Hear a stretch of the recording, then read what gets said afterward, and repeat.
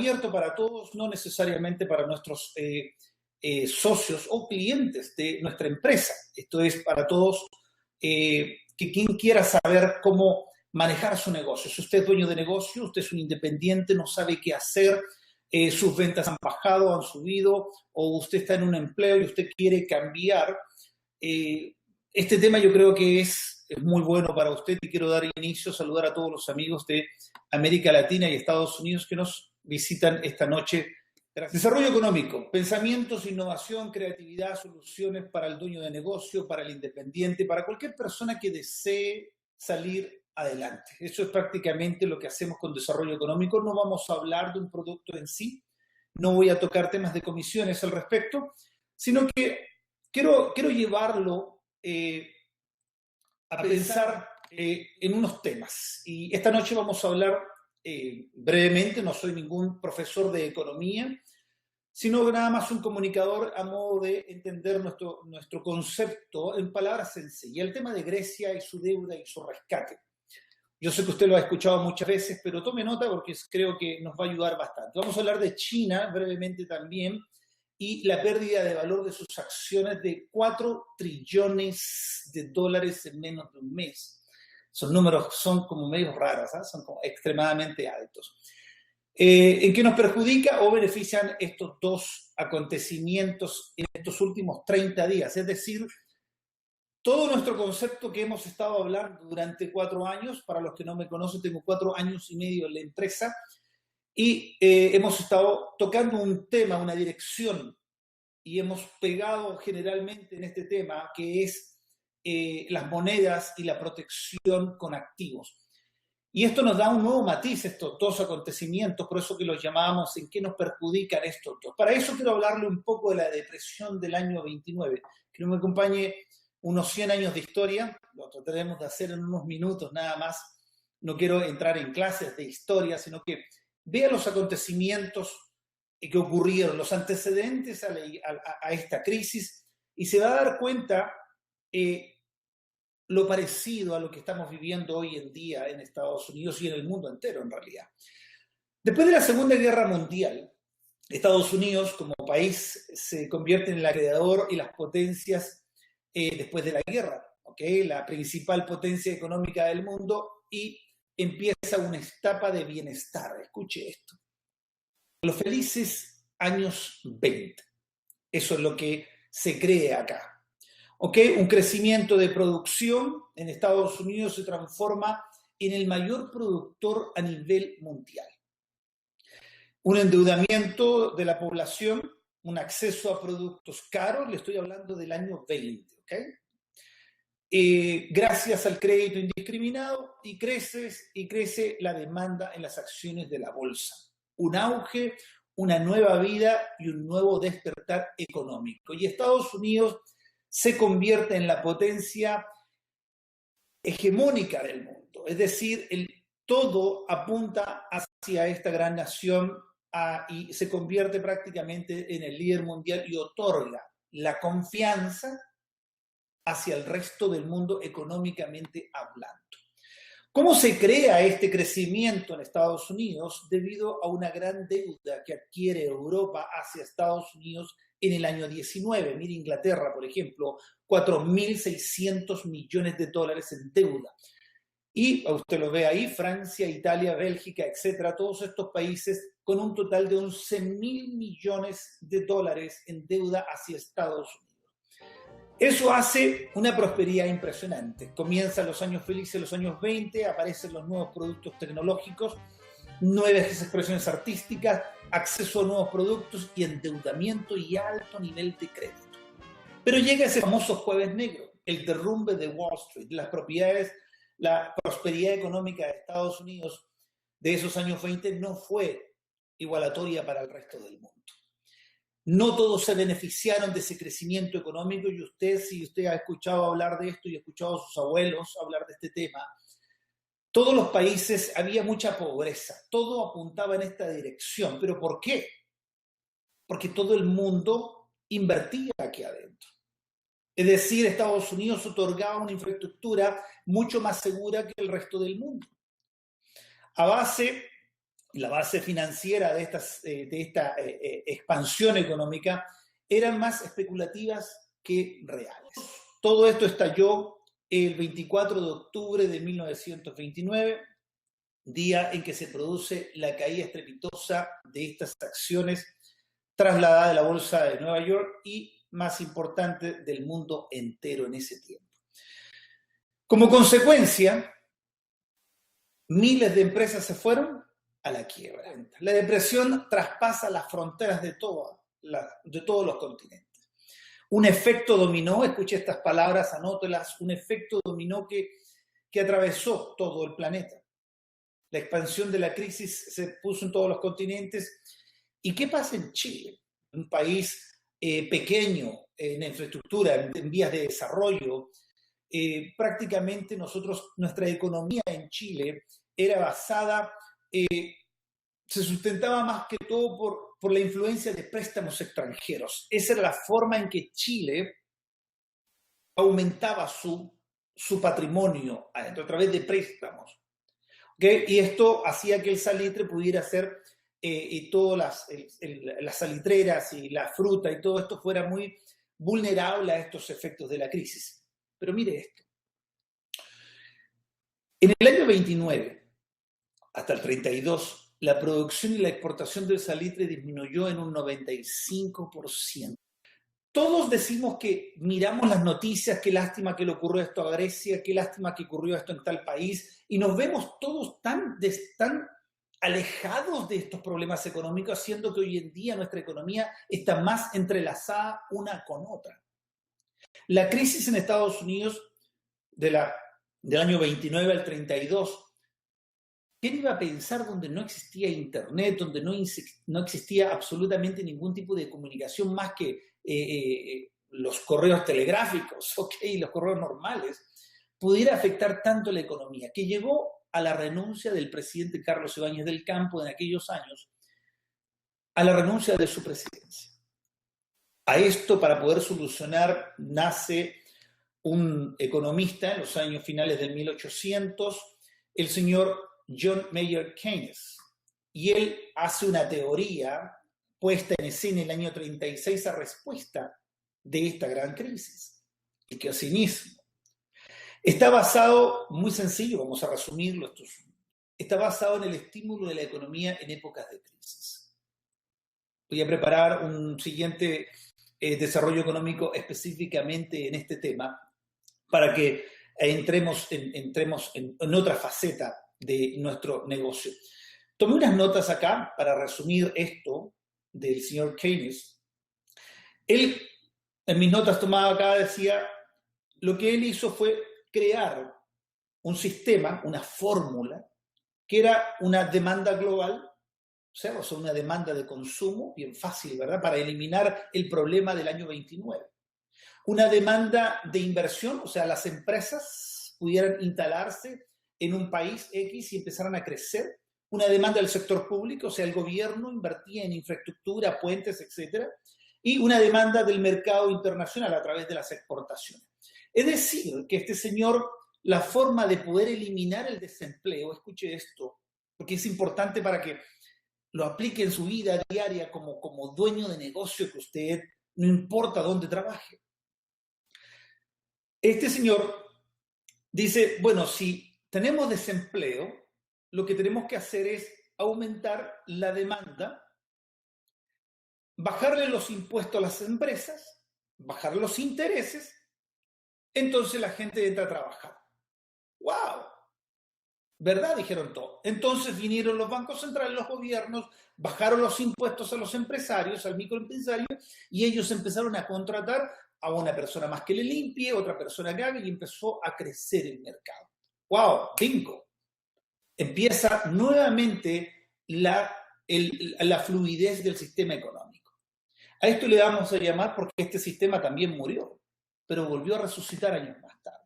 ¿Hasta cuándo duró esta teoría y este concepto? Hasta el año 73, con la gran crisis del petróleo. Aquí el mundo se enfrentaba a otra disyuntiva. Harta producción, esto hacía bajar los impuestos, ¿verdad? Y hacía harto empleo. Ahora había mucha producción y no había empleo. Entonces entraba otro problema que no habían estipulado los economistas. ¿Cómo contratamos si tenemos mucha producción, pero tenemos mucho desempleo?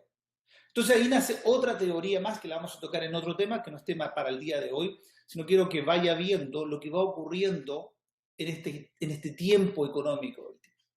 La cotización de los barriles de petróleo en esos años, en esa crisis del año 73, y aquí usted lo va a relacionar con su empresa, con su negocio. El barril costaba $10 el galón, o el barril, perdón. En enero del 74 se dispara el precio a 44 y ya en el 79 subió a $87 el barril, hasta llegar hoy en día, ha llegado a costar arriba de los $150 el barril y baja y sube. Pero ¿qué es lo que baja y sube? ¿El crudo o el precio? ¿La devaluación de una moneda o en sí el producto innato que es el petróleo? Esto empezó a ser sencillamente porque el dólar estadounidense en el año 71 al 73 con el presidente Nixon se declara unilateralmente la inconvertibilidad del dólar en oro. Es decir, el dólar desde esa fecha se quitaba el oro de él. Y comienza una economía basada en exportar los desequilibrios de las inflaciones hacia el resto del mundo y fue basada en imprimir billetes constantemente. Y eso hizo que las economías volvieran a florecer nuevamente. Y además, o sea, Estados Unidos, su crecimiento ha estado fuertemente vinculado al crédito. Los que vivimos aquí lo podemos saber. Todos los que vivimos en Estados Unidos, si usted es dueño de una casa, voy a poner comillas, dueño de una casa, nada más tiene un título, un nombre, pero usted tiene una deuda a 30 años de una propiedad de 4, 5, 10 millones de dólares o más, y usted tiene un pago mensual, su economía está basada en crédito. O sea, ese es el crecimiento de nuestro país, basado en un préstamo. Y esto es lo que hace que estas exportaciones, para que Estados Unidos pudiera seguir exportando, necesitó préstamos de parte de aquellos acreedores. Para que siguiera funcionando el dólar y siguiera funcionando esta máquina, Estados Unidos llegó a un punto que tenía que pedir dinero prestado para poder seguir exportando, para que los países pudieran seguir el comercio. O sea, ahí usted puede ver, se traduce esto a una fragilidad del sistema. La expansión del 95 al 2000 de Estados Unidos se basó en la devaluación del dólar. Escuche esto. Cuando usted lo empieza a entender, se empieza a dar cuenta de un detalle impresionante, cómo pueden manipular nuestro diario vivir, porque usted que es un microempresario, un empleado común y silvestre con un X título de ingeniería, y usted tiene un salario, y usted se da cuenta que su dinero no alcanza, y usted tiene que vivir con tarjetas de crédito para poder vivir, sobre todo en los países en vía de desarrollo. ¿Cómo se mantuvo la economía en Estados Unidos en base a la devaluación del dólar y el estancamiento salarial? Es decir, no había aumento salarial, y la conversión industrial y una baja tasa de intereses. O sea que en base al sacrificio del trabajador y de los salarios mínimos se pudo mantener Estados Unidos otra vez. Pero en el 2001 estallaron los escándalos de Enron. Les recomiendo ese libro, Enron, los niños, los chicos inteligentes de la sala, eran 3. Lea ese libro, se va a impresionar sobre el tremendo fraude que se cometió en aquellos tiempos en estas industrias de energía y WorldCom, que hicieron una desconfianza total en nuestro sistema financiero y ya no había dónde invertir. Vienen las Torres Gemelas en septiembre del 2001 y empieza un nuevo, y aquí es donde resucita nuevamente esa teoría del kirchnerismo. Vamos a motivar nuevamente la oferta y la demanda en base a consumo. Y nace la burbuja inmobiliaria que ofreció otra área de una promesa enorme de beneficios. El precio de las viviendas se dispararon en Estados Unidos. Usted me ha visto, yo tuve 15 años trabajando en ese mercado. Y todo el mercado prácticamente era basado en la cotización en los mercados bursátiles, en la especulación de este mercado, de ganancias estrepitosas, grandes. Del 2001 al 2007, 2/3 del crecimiento de la producción del mundo fue basado en las hipotecas y relacionadas con el mercado inmobiliario. Las construcciones en España, las construcciones en México, en Chile, en todas partes del mundo el crecimiento fue basado, ¿por qué? Porque estábamos unidos en base a los paquetes de deudas que eran vendidos a Grecia a través de los bancos de inversiones, y estos paquetes eran cambiados por bonos de los países. ¿Cuáles son los bonos del Tesoro? Sus activos de cada país. Entonces Estados Unidos salió nuevamente de la recesión del 2002 gracias a este mecanismo de una guerra que se planteó en Irak debido a la gigantesca costes humanos y económicos a través de los cuales los bancos centrales empezaron a otorgar mucho dinero impreso. Estados Unidos llega a una deuda pública estrepitosa, de trillones de dólares. Usted lo puede ver ahí, cómo empieza desde el año 70, el año 40, usted lo ve 47, 54, 61, 68, 75, quitan el patrón oro y empieza la impresión, y lo que usted empieza a tener desde ese momento en su mano fue deuda. Nunca más tuvimos dinero. Nunca más. Lo que teníamos era un simple papel impreso con tinta. Y eso hace la motivación del crédito. La crisis del 2008 pudo haber sido peor que la del año 29, comentaban todos los gobiernos en Latinoamérica. Todos admitieron que la crisis financiera de Estados Unidos iba a perjudicar exageradamente la industria mundial. Bueno, el efecto dominó nuevamente alcanzó. 2007 los mercados de valores en Estados Unidos comenzaron una precipitada caída. Al 2008, rápidamente el impacto de las hipotecas, esta crisis provocó repercusiones más allá de los Estados Unidos. Mire, solo hace 10 minutos le acabo de decir que en el año 32, 29 al 32, llegó el efecto dominó de las bolsas de valores hasta Chile. Solo es coincidencia. Los bancos centrales, la Reserva Federal de Estados Unidos y el Banco Central Europeo, trataron de reforzar estos mercados con dinero, imprimiendo. Como ya no tiene oro, entonces es más fácil imprimir. Necesitamos tantos trillones, tantos billones acá y empezamos. Pero, ¿dónde fue esta ayuda? Fue ayuda a los bancos y a las grandes corporaciones. En Estados Unidos, cuando el banco Bernstein casi se colapsa, llevó a una crisis de confianza en el sector financiero. Y aquí empieza el pánico en las bolsas. ¿Sabía usted que cuando se pidió el bailout, el día martes con el presidente Obama, el día viernes, si no se daba ese dinero el día miércoles, o sea, 2 días, 3 días después, el viernes de esa semana, 3 días, iba a pasar exactamente lo que pasó en Grecia? En ninguna parte del mundo, en un efecto dominó, usted iba a poder tener acceso a su dinero en su cajero automático, no podía pagar gasolina ni comprar en ningún lado porque se colapsaba el sistema. Y aquí es donde empieza el pánico de esta crisis, que tomó dimensiones aún más peligrosas que las economías anteriores. Cuando estas dos sociedades, las hipotecarias, las más grandes que habían en aquel tiempo, Freddie Mac y Fannie Mae, ellos mantenían el 50% de las hipotecas de los paquetes de deuda que se vendían hacia Grecia y hacia el resto del mundo, porque eso es un negocio, vender deuda, es un negocio enorme, por eso que existe tanto crédito, por eso que lo motivan a usted las casas de cambio o las compañías multinacionales de ropa, Falabella en Chile o Macy's en Estados Unidos.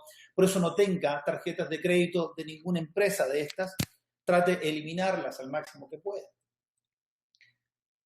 Esto hizo que los especuladores los que apuestan en la bajada, porque existen especuladores en bajada y en subida, empezaron a detener el valor de las acciones de Fannie Mae y Freddie Mac.